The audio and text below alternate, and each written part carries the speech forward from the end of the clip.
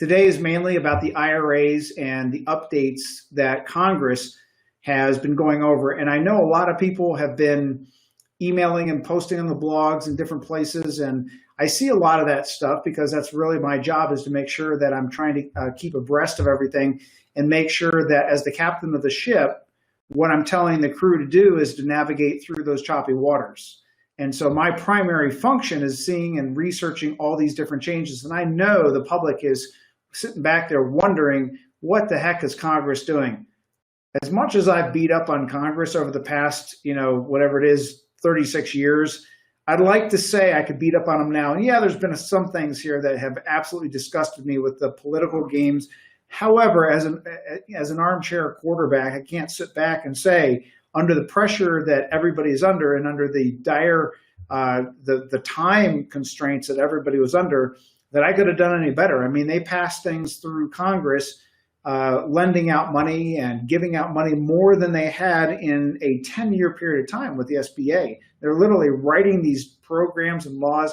And so, of course, what happens is they don't know a lot of the pitfalls that were included in some of these things, like with the PPP loan. Right now, there's about 650,000 businesses that are anticipated to go out of business because at the end of this month, because they've run out of money with PPP loan. And, these are things they just didn't anticipate. They didn't anticipate how long this thing would last. The good news at the end of today, I'll tell you some good news from the drug makers, which is something that I've been closely following. And I have a lot of people researching these things and summarizing these things for me so that I'm seeing the important data points. And there's some really, really good news on that horizon. So that's a good thing for our economy. It's a good thing for the stock market. And I will tell you some of the things that I see in the stock market, especially with the paradigm shift portfolio that we're working on right now.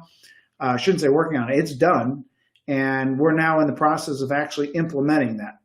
So let's get started with today and covering the IRA and RMD changes. And then I'm going to go into what some of the other things are that you can join in on, like the Social Security changes and some of the investment changes. So tonight, or during this webinar, really what we're going to cover is the changes due to the CARES Act that affects you. Something that a lot of people have forgotten about is in January of 2020, the Secure Act changed, and that Secure Act has a huge, huge impact on your IRA. And so we're going to get into some of the planning strategies on IRAs, Roths, RMDs, and what you need to look for and what we're doing. So let me differentiate this, because I see a bunch of names that are joined on tonight's webinar. I have no idea who you are. Welcome. I hope you learn a lot. I see a bunch of people that I know and that are clients of ours too. I actually saw some friends on there that joined in, and saw some clients. So if you're a client of ours, we're already doing these calculations for you.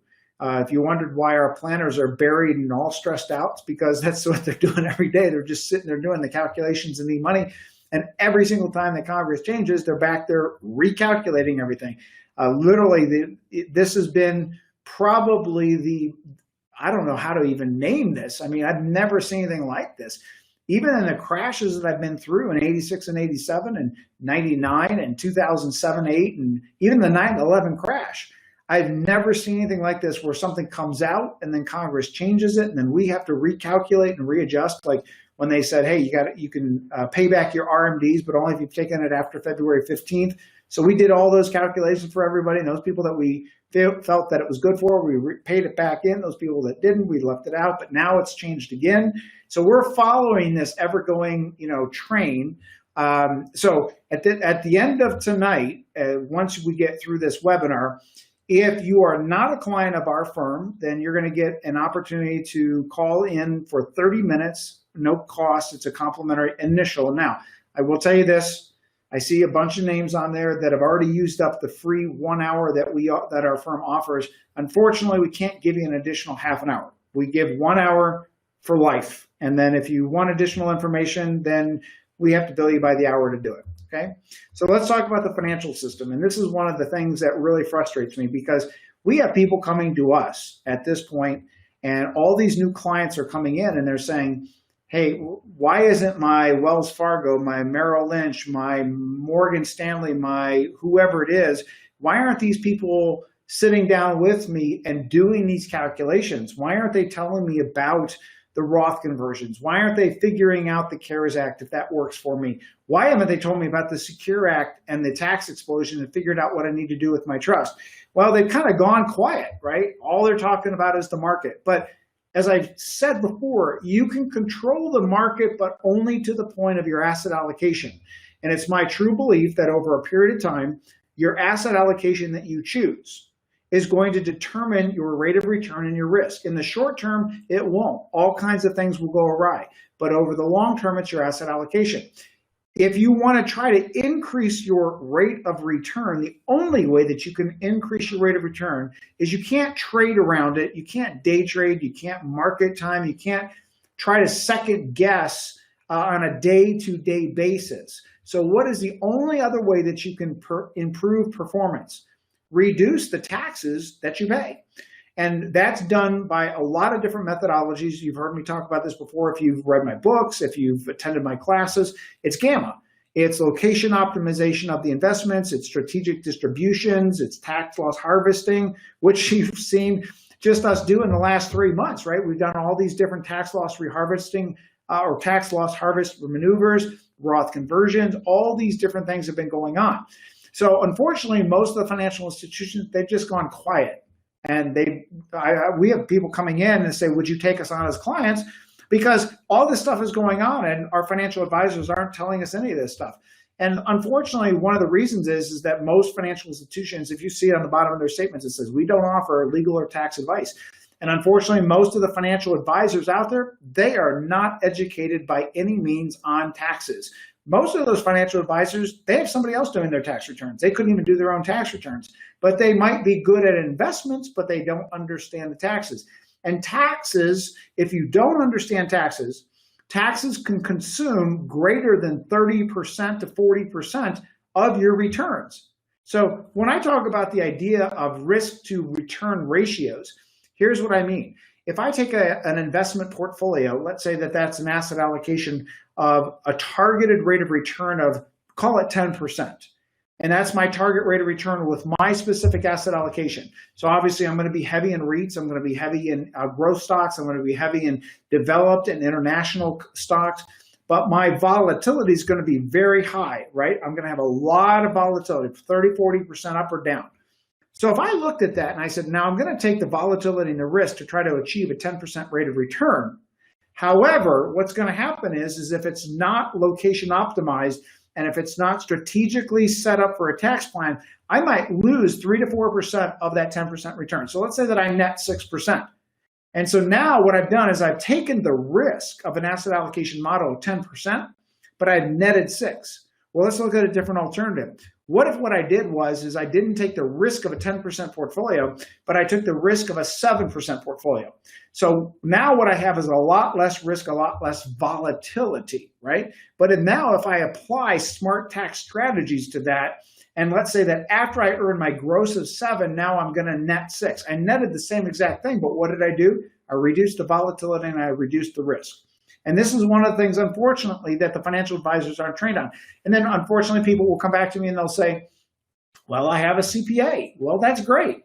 But unfortunately, what a lot of people don't understand is that when somebody has a CPA designation, please understand that 95% of what a CPA passes a test on has nothing to do with personal tax returns or personal financial planning. It's corporate tax, corporate accounting, corporate compilations, corporate auditing. It is not. CPA, the Board of CPAs and AICPA has done just a wonderful job. The commonality is it's kind of like Xerox, right?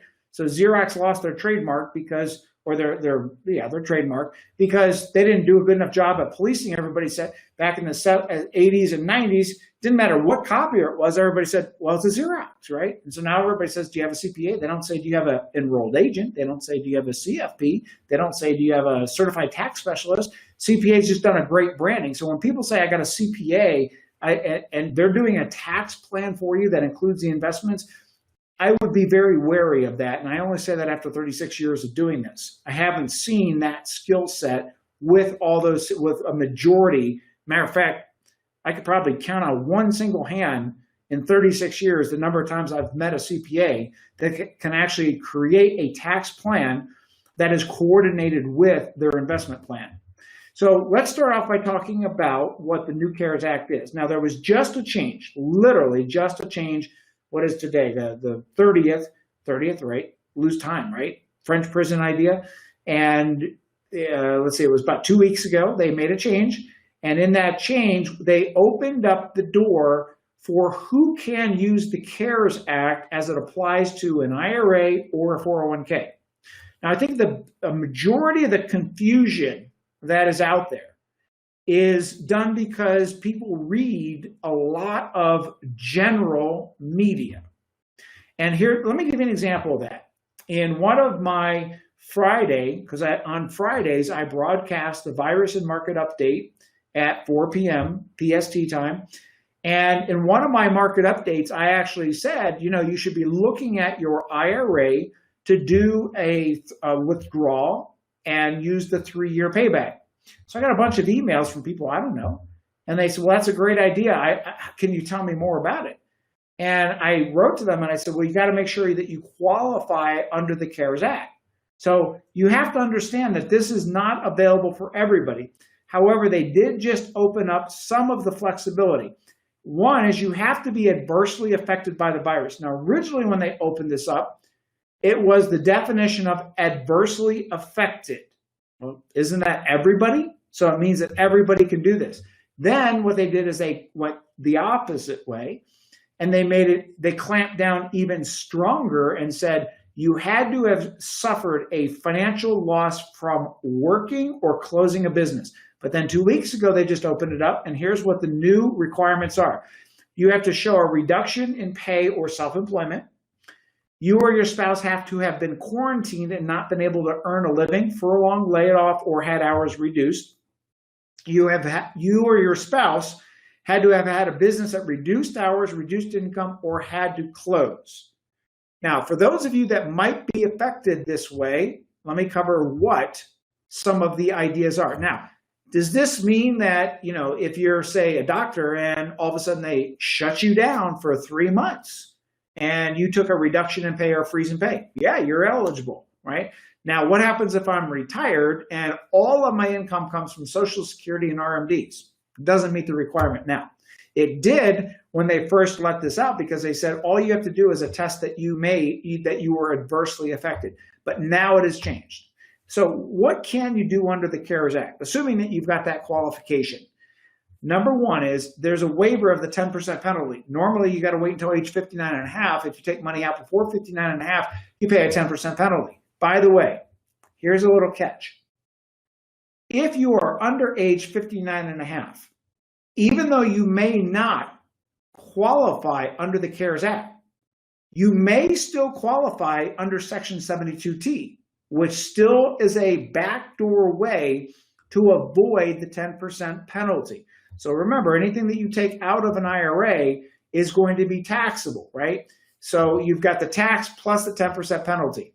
You then have to make the attestation that the virus has affected you economically and show that you meet that new criteria. The benefit of this is huge because you can take out that money from the IRA and you only pay the tax over a 3-year period. So if I took out $90,000, I'm going to pay tax this year on 30 grand next year, 30 grand the year after. What's the benefit of that? Listen, back in 1998, when they allowed a 4-year spread for a Roth conversion, and then they did it again, don't quote me here, but I think it was 2010, they did a 2-year. A lot of people really regretted that they didn't take advantage of that. And there's a lot of things I get up on my stump about and I scream and yell about. And some people listen and some people come back and say, I should have listened to you. Primarily back in the tech crash, because I stated back then on the radio, so this is provable, it's documented.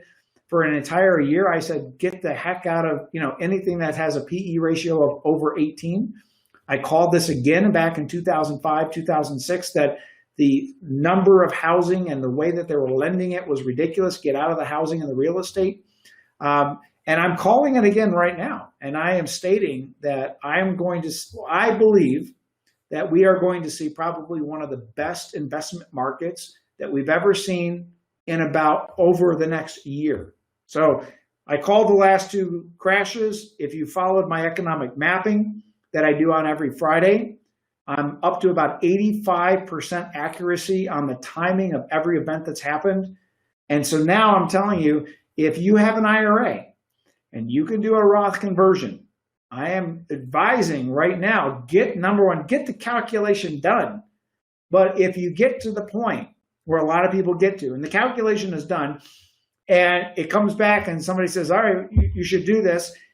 And then you look at the tax bill and you go, oh gosh, I don't want to pay that tax. You gotta get past that, because the calculation that I'm doing right now is what we have to be worried about right now is not the stock market.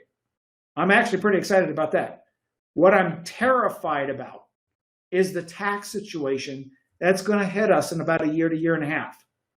It's absolutely keeping me up at night, because there are so many things lining up to be back in the 1970s tax rate. So again, tax on an IRA can be spread over 3 years, which gives you the opportunity to convert all that to a Roth. And here's the beauty of it.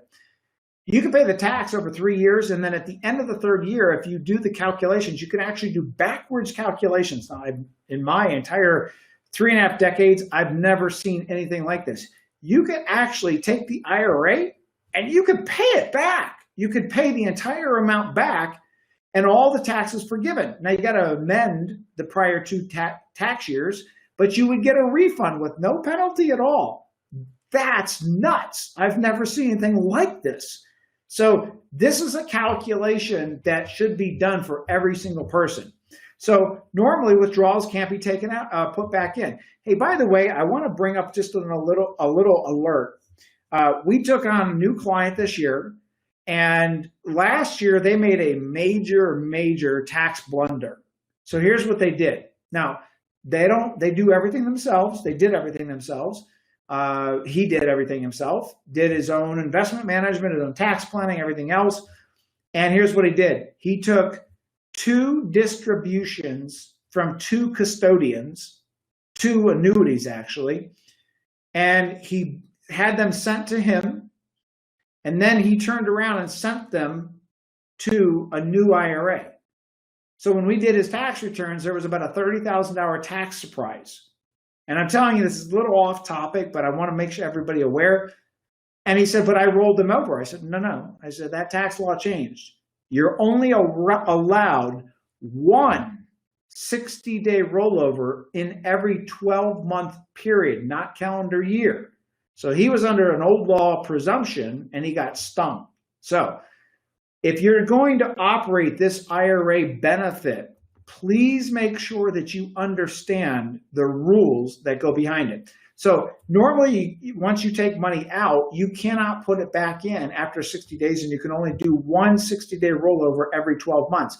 In this CARES Act, they eliminate that. You can put it back at the end of 3 years, right? So that's a pretty darn good deal. And by the way, you can also roll over any of that into a Roth along the way. So now let's switch gears. If you have been adversely affected, now for many of you, we have created LLCs that are either operating companies, they're asset management companies, they are asset protection companies. And for some of you, you are operating those companies and you have set up your own profit sharing plan. You did that for asset protection. You might be paying yourself a salary, and you might have even been eligible for the PPP. So everybody's a little bit different. But what I'm really going to focus on here is the state of change with the CARES Act, that if you meet that criteria, now what you can do is you can take, the old rules is you could borrow against that. And many of you, we would take your IRAs, which you could not borrow from. We would roll them into a profit sharing plan, which you could borrow from.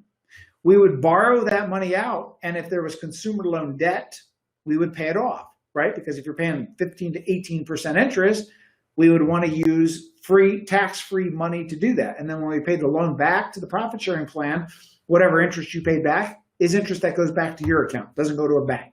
So that's a typical financial planning strategy that we operate within our walls. Now, if you qualify because you have an operating company, or if you aren't a client of ours and you're just self-employed and you qualify under that CARE Act criteria, you can now you can change the way that you loan from your 401k. The benefit is that you can actually borrow up to $100,000 or 100% of your 401k or profit sharing plan. And you don't have to start the payback for another year. And again, the payback can be done over 5 years. The benefit is that whatever interest that you set. Now, let me clarify. If you set up your own profit sharing plan, you can borrow from that.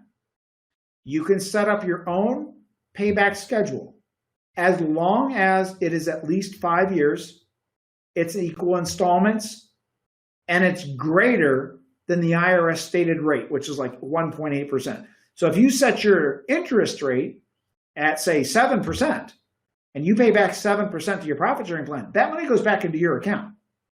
Now, I'm going to caution you because right now we do not want to start building up tax deferred plans.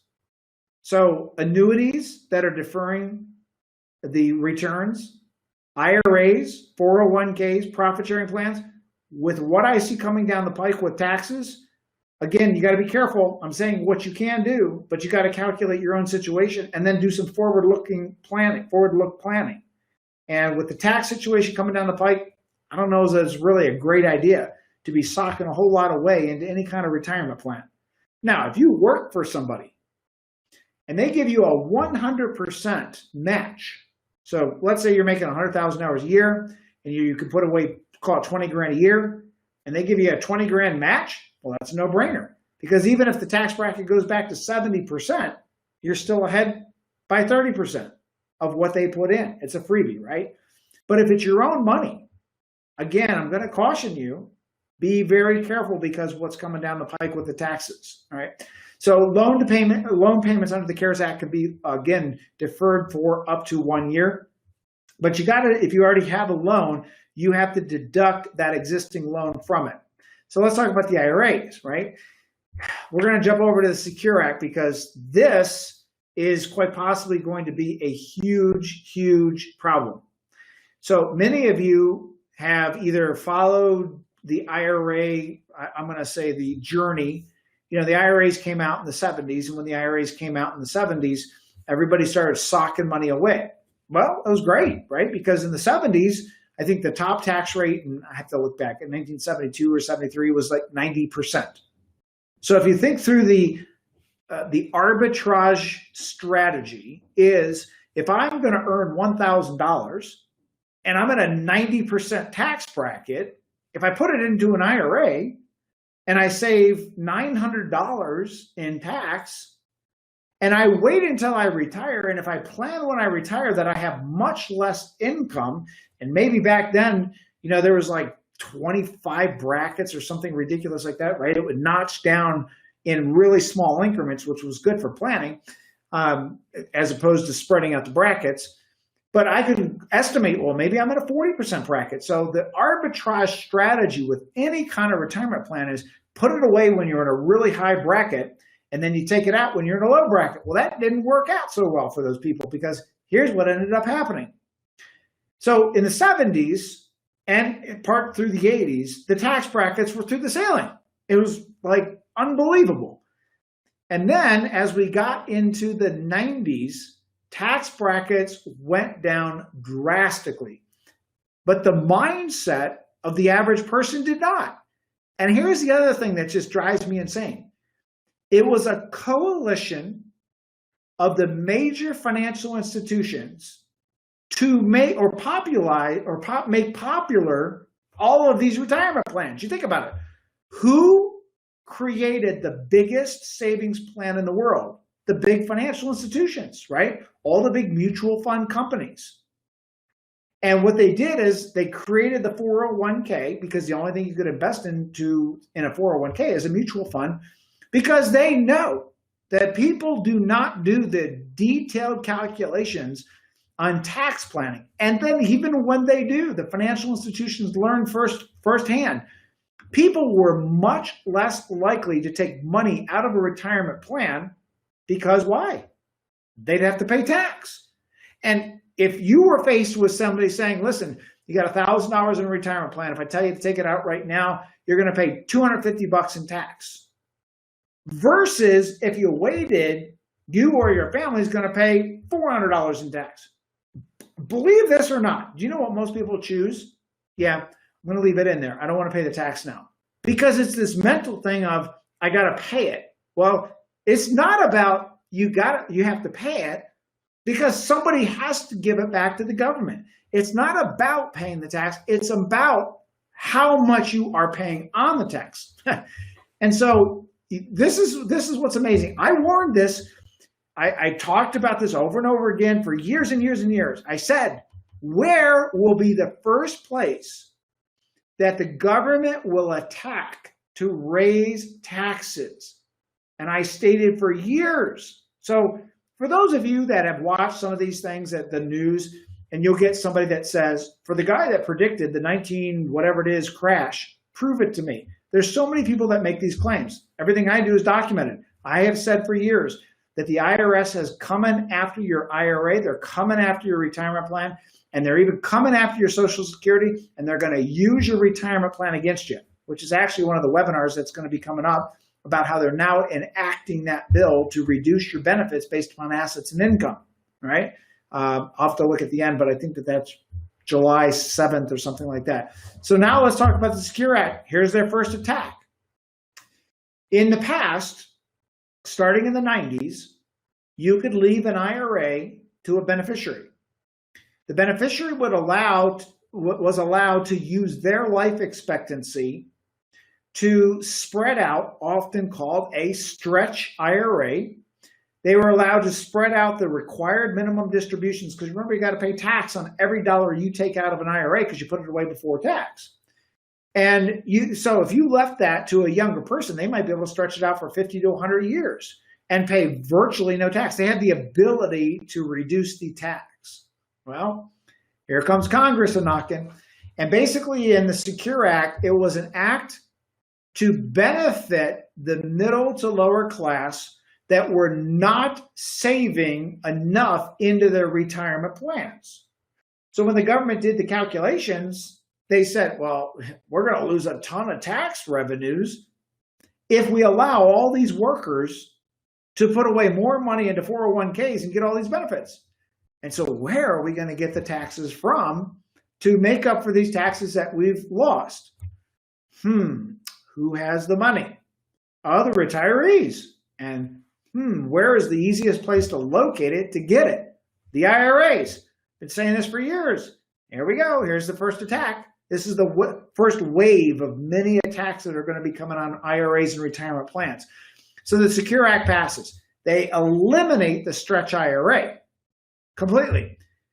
They actually eliminate the entire language of the required minimum distributions. Now, they did stretch the RMDs to age 72, but some people say, well, that's a benefit. No, it's not. It is not a benefit at all. Why? Because people were sold, the American public was sold this false concept that it's smart to invest stocks into an IRA. Why? Because you listen to these mutual fund companies and these financial institutions, they'll say, well, because you get tax deferred dollars and stocks will grow higher than anything else. Come on. Stocks are going to grow without tax anyway, right? Because if I buy Johnson & Johnson at $50 and it grows to $100 in 10 years, I'm not paying tax on it. I'm not paying tax on it until I sell it. It's no different than an IRA, but they sold this concept to the American public. So the American public says, hey, let me put my highest growth assets right into my IRA because that makes the most amount of sense because it has the highest growth. Well, one is you lose your capital gains tax treatment when you take the money out of the IRA, right? Because it converts it into the higher ordinary income tax. Two, they make you take it out. So do I think that moving RMD age to 72 is a benefit? No, because what it's going to simply do is it's going to allow the money to grow even more. So the RMD will be even more and the tax will be even more. They're actually they sold it with the idea that it's going to reduce your tax. It won't. Especially if you think about this. So you move your RMD age from 70 and a half to 72, right? And now the money's going to be worth more. And now what they do is they eliminate the actual stretch provision. So if the average life expectancy of a male is 78 years old, the amount that they've taken out of the IRA by 78 is going to be less because they pushed the RMD age to 72.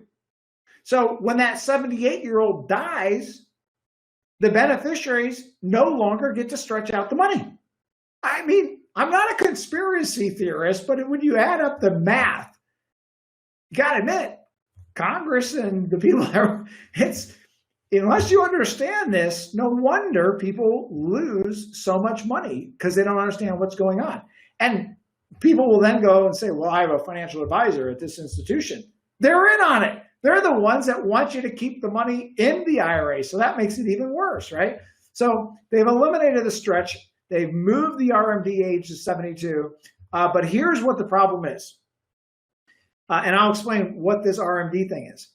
The payback, phase 1 and phase 2. So they've eliminated the definition of an RMD to a beneficiary. And I'm going to explain why that has a big impact on a trust and a conduit trust, the conduit provision of your trust, okay? So here's what they did. So phase 1 is right when the virus hit. I don't remember the exact date, but somewhere around March, Congress comes out and says, okay, what we're going to do is if you took your RMDs from February 1st to March 15th, you could pay it back, you could pay your RMD back, and you would avoid the income tax on it. Now, let's really think through the concept of this. They reduce or they allow people to pay back the RMD and remove the tax on it. Yet at the same time, they passed the CARES Act, which allows you to take more out of your IRA, right? So for the unwary, they're going to get hit. However, if you look at this and what Congress did, it offers a lot of planning because we can go either way. We can pay it back if strategically that makes more sense. Now, people have been asking, well, strategically, who would it make more sense for? Well, if we do a tax projection and we figure out that in 2 years from now, when I believe this tax bomb is going to hit us, then we don't want to pay the RMD back. We want to keep it out. We want to pay the taxes at this tax rate in this year. However, if we look and we project out and you have cliff income, what's cliff income? You have a pension ending, deferred income ending. You're going to go from a $200,000 a year job to $50,000 in a retirement. You're going to go off the cliff in income. It's going to drop drastically. Well, it might make sense not to pay the tax. Again, there's no absolute conclusion because your tax situation is like a fingerprint. There is no one else in the world that has it. That's what keeps my job so interesting. I never get bored. I never have a Groundhog Day. Every single tax situation is different. So you got to calculate it. So what they did now is they changed this. This just came out. IRS is now allowing anybody that took their RMDs from January 2nd to March 15th. So I know a lot of you had emailed me that aren't clients and posted on the blog, and those of you that were clients, and back in March when this original CARES Act was passed, you said, hey, I took my RMD on January 15th, right? Can I pay it back? No, the original phase 1 said you couldn't, but the IRS just opened up the phase 2, which you can pay back the RMDs all the way back to January 2nd. So like I said before, we've been busier and I can never remember why.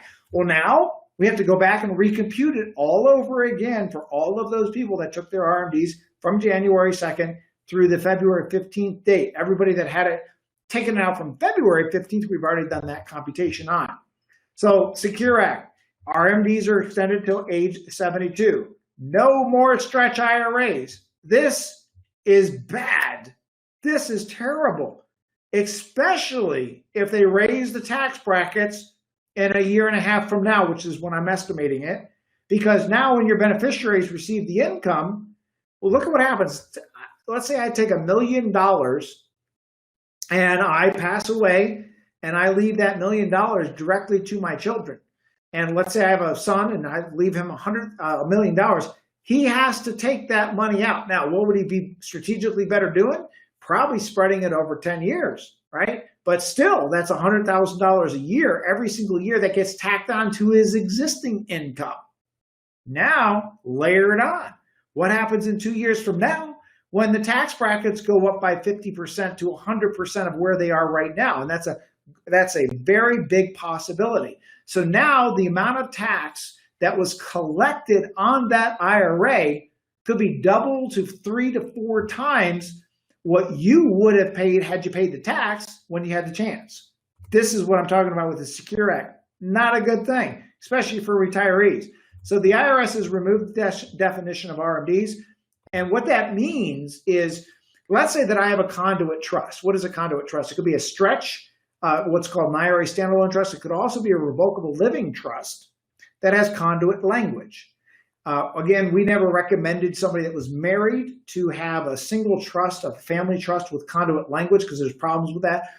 We recommended that they get a IRA standalone trust. Single person, fine with an IRA conduit language in the revocable living trust. But now both of them need to be revised. Why? The language in both the IRA conduit trust and the IRA standalone trust and the family trust that had the conduit language, both of those things said that when I die, I want to keep my IRA asset protected.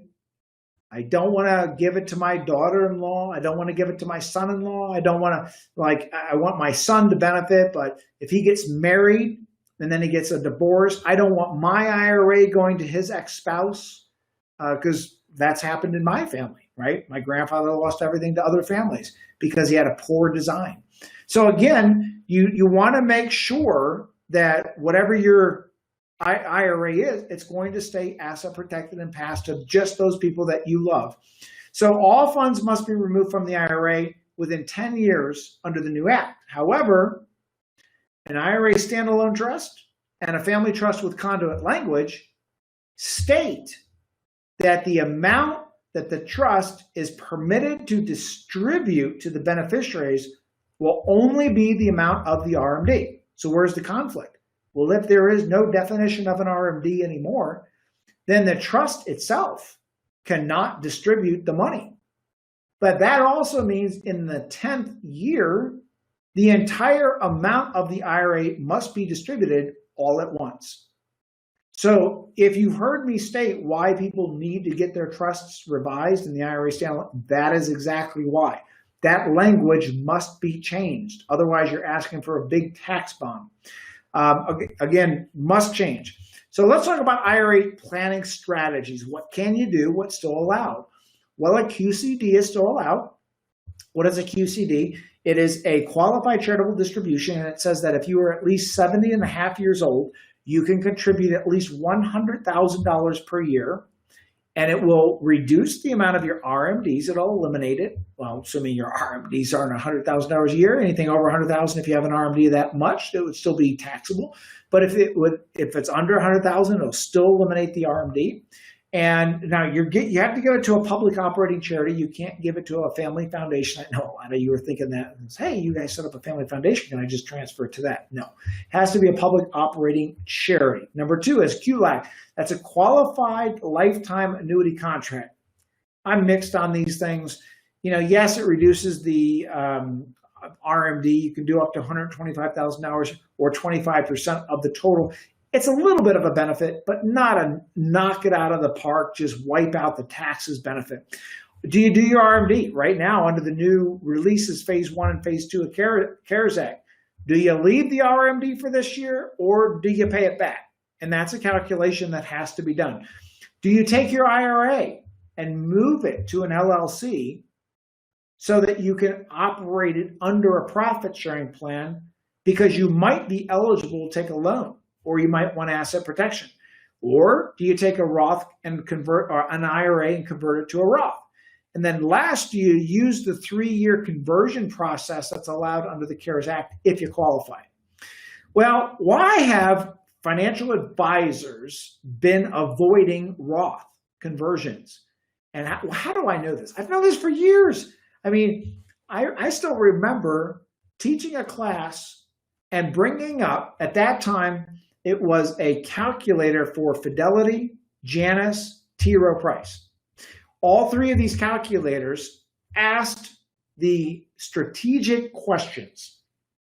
They didn't ask all the questions to perform the correct Roth conversion analysis. And all three of these calculators, in my example in this class, showed that this person should not be doing a Roth conversion. And then I brought up our calculator in eMoney, and it showed a definite higher benefit to the family by doing the Roth conversions. So why do those calculators? Well, first, they don't ask, are you standard deduction or itemized deduction? They don't ask future tax brackets. They don't ask, what are the tax brackets of each of your children? How will they receive that money? But those are critical factors.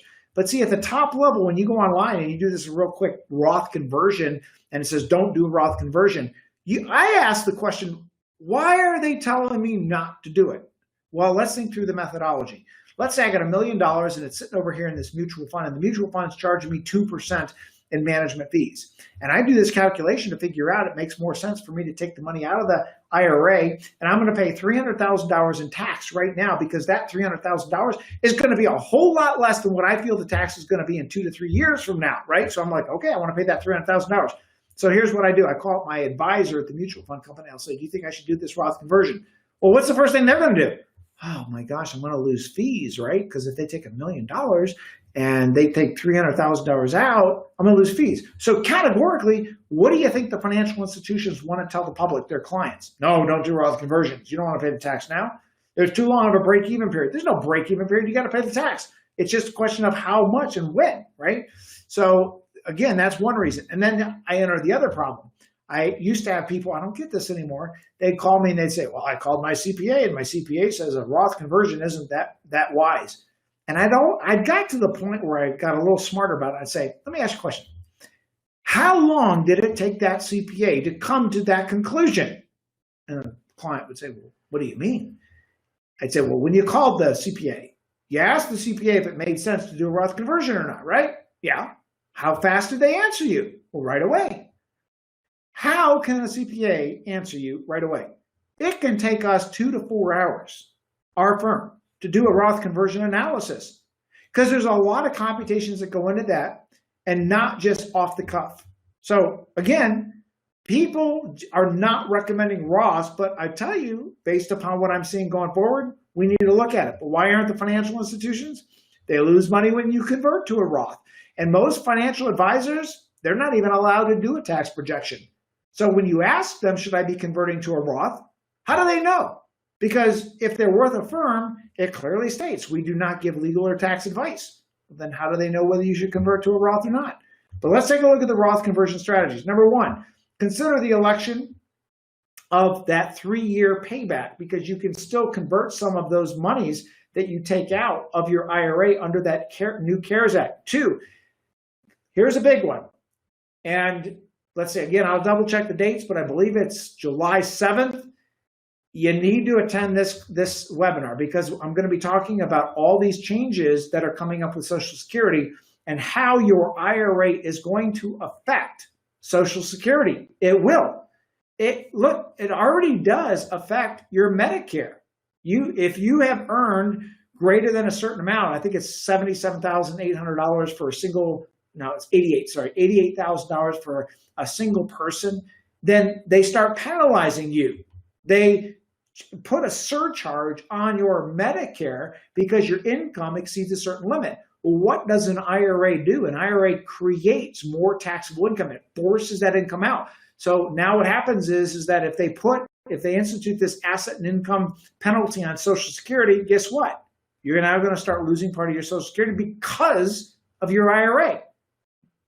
The congressmen say it's always been social insurance for those who need it, and the government will determine who needs it. So if you're sitting on a big asset that they force you to take the money out, Congress is going to say, you don't need it, even though you paid for it.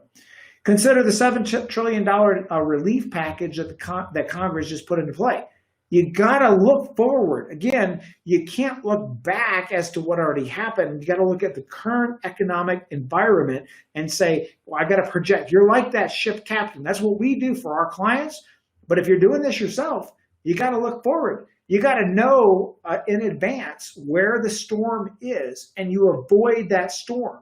And if you can't avoid the storm, you got to have some way of making it through that storm. So let's talk about RMD planning strategies. So when you have an RMD, do you defer it or do you accelerate your taxes? This goes back to that CARES Act. Do we pay it back or do we take it and keep it out? Will your personal tax rate be higher based upon what you're doing with your plan? Meaning, where are your investments located? How much money do you need to spend? Where are you taking your spending from? Strategic distributions is part of that. I talked about that earlier tonight with the Gamma. Will your tax rate be higher based upon what the government is going to do? Because those are two different things. You have control over what you're doing, but the government is also going to be controlling what those rates are. Will your children be in a high tax rate? Because now they don't get the option of stretching out for their life expectancy, right? So how do you compute this? Well, you must use a tool.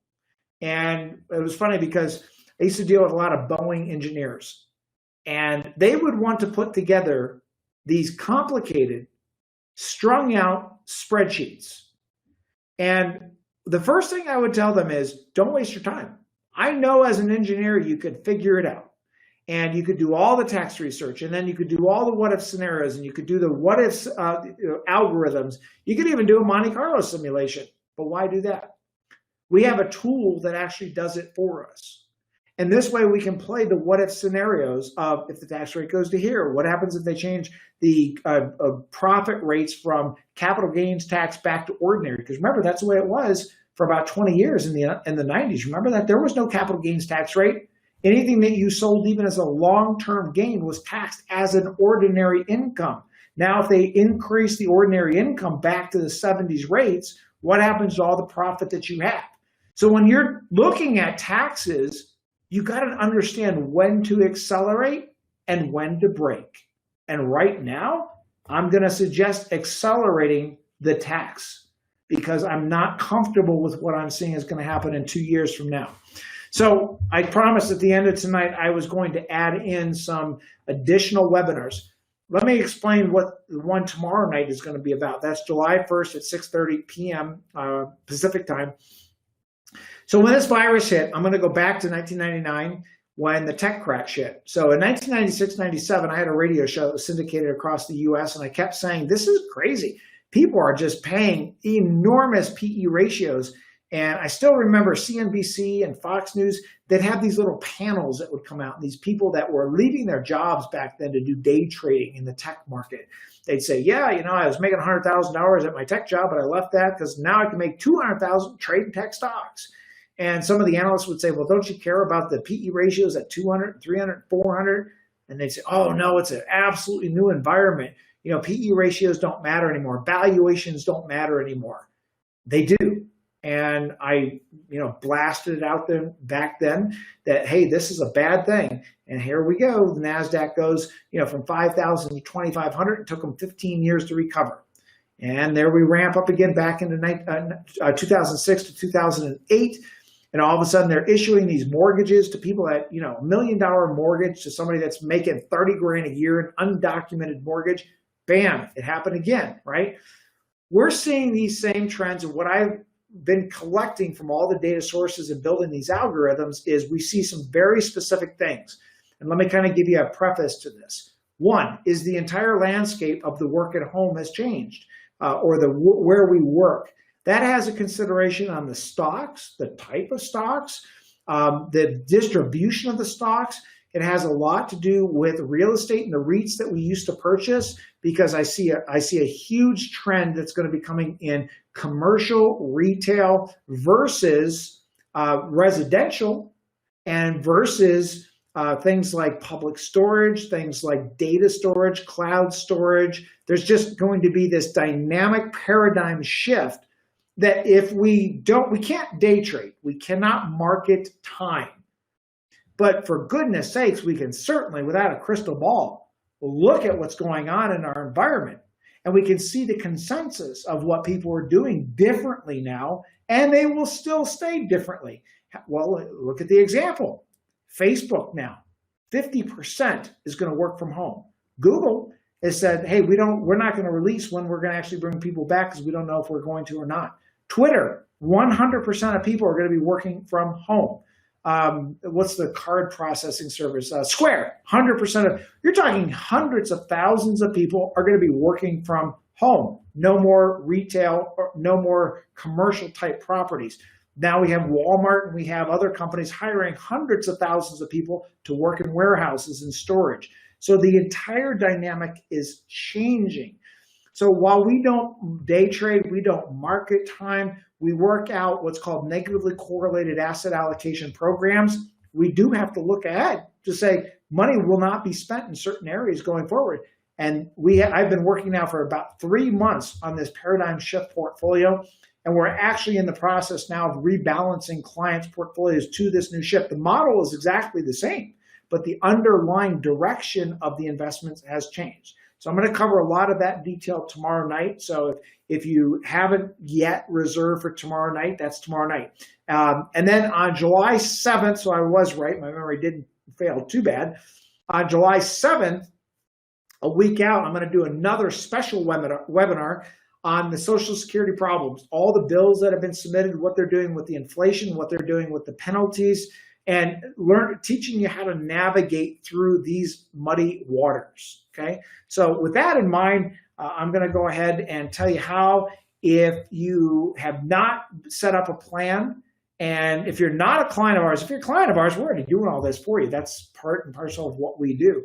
What you can do is you can call our office, you can schedule a time, there's the number on your screen, or as soon as the webinar is over, you're actually going to get redirected to a web page that you can pull up a calendar and you can schedule a time, okay?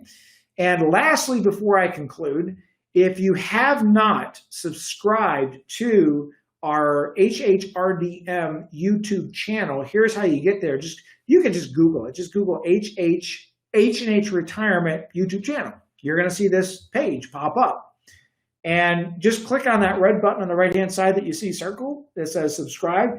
And what will happen is you'll get notified, and there's a little notification. I don't see it on my screen. There's a little bell that pops up, and you can be notified every time that we do a new webinar. And I do those market and virus updates every Friday at 4 p.m. Okay. Now, with that in mind, I'm going to stop sharing, and I'm going to go ahead and open up to any questions that anybody has. And the video should still be running. And if you have any questions, here's your time that you can ask them. And let me just get back to my screen here.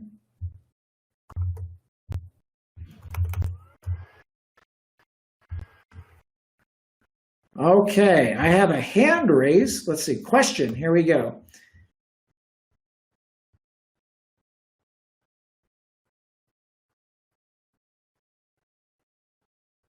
Well, I got quite a few questions.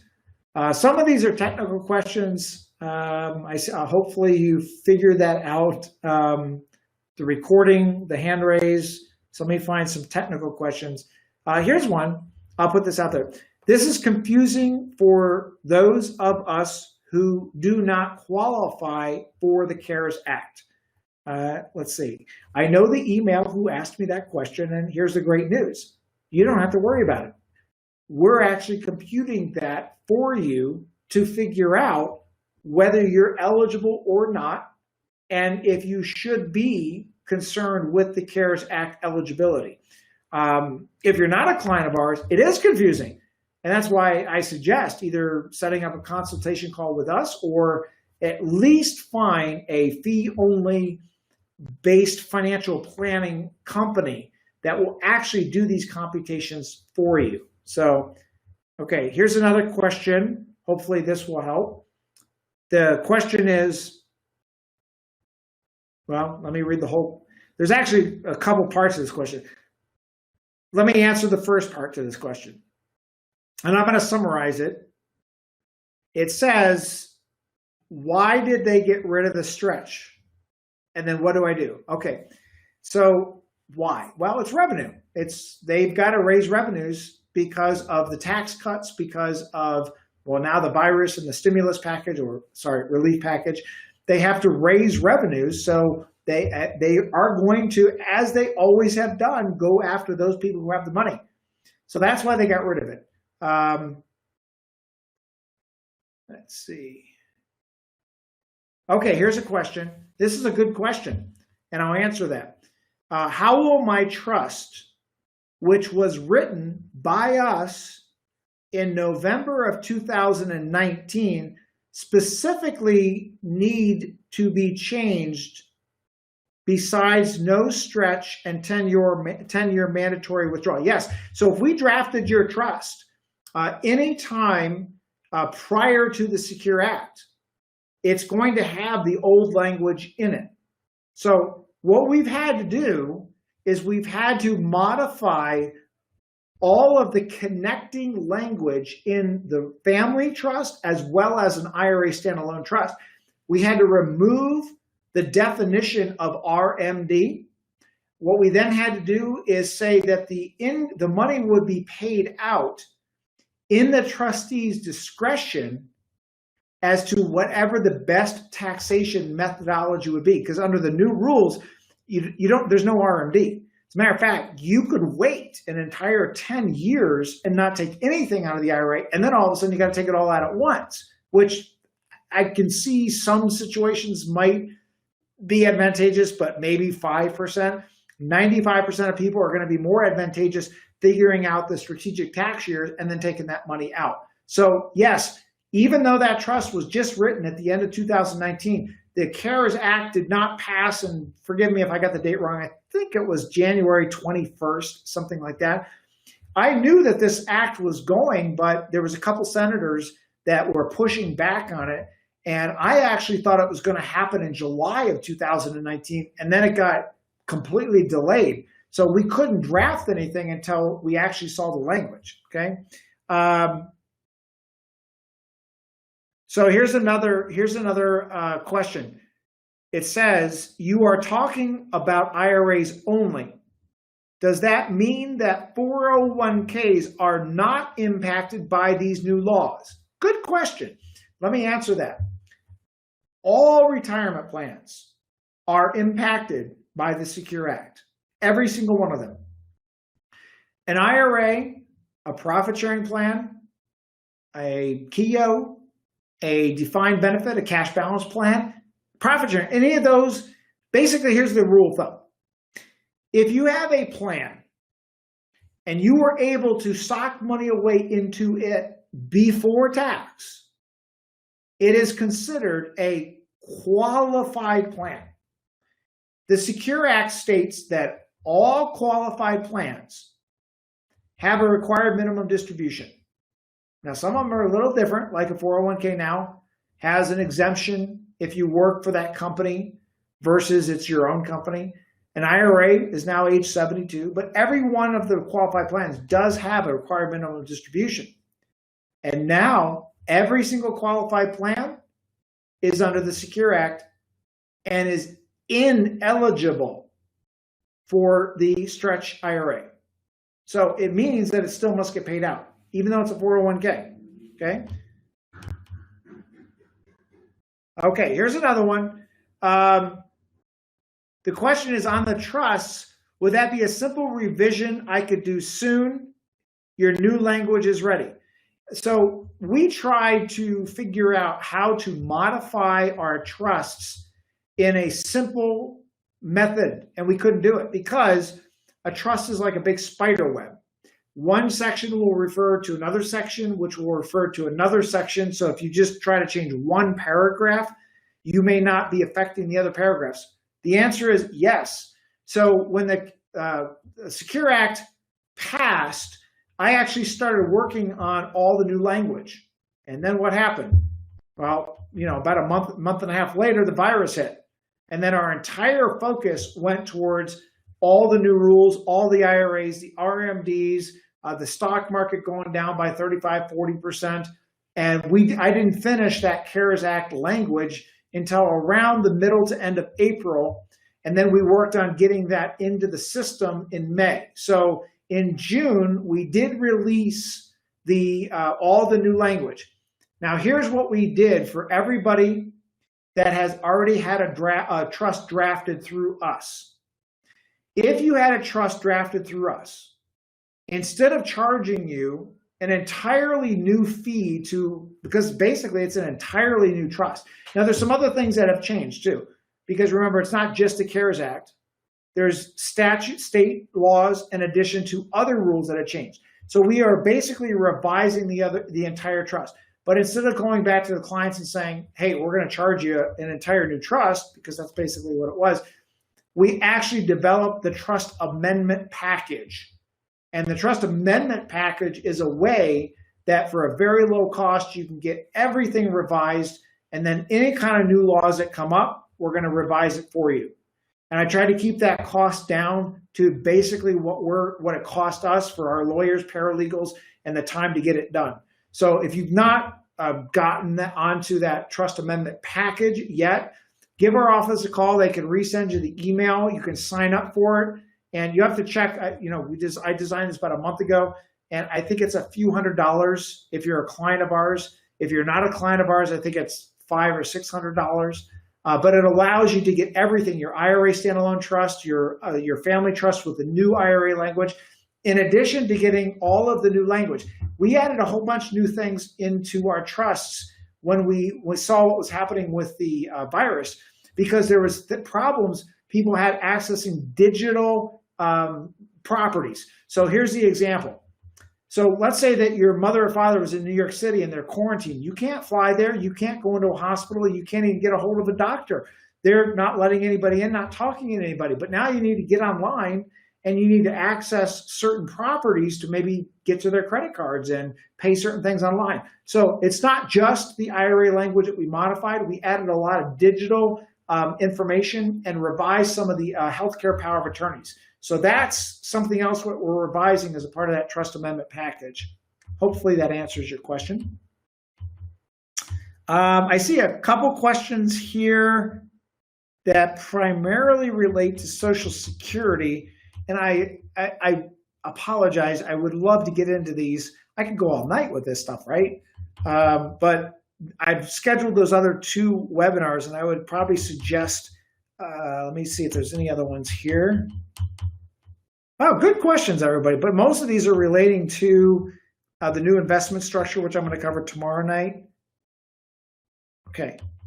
Okay, well, I'm going to conclude for tonight. Thanks for joining. Everybody should get redirected right to a web page where if you're not a client of ours, you can use that site to schedule a brief 30-minute phone conference.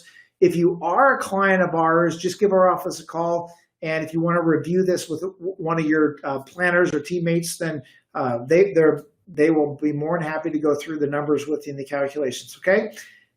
Great getting back online here with everybody, and hopefully we'll see all of you tomorrow night. Have a great night.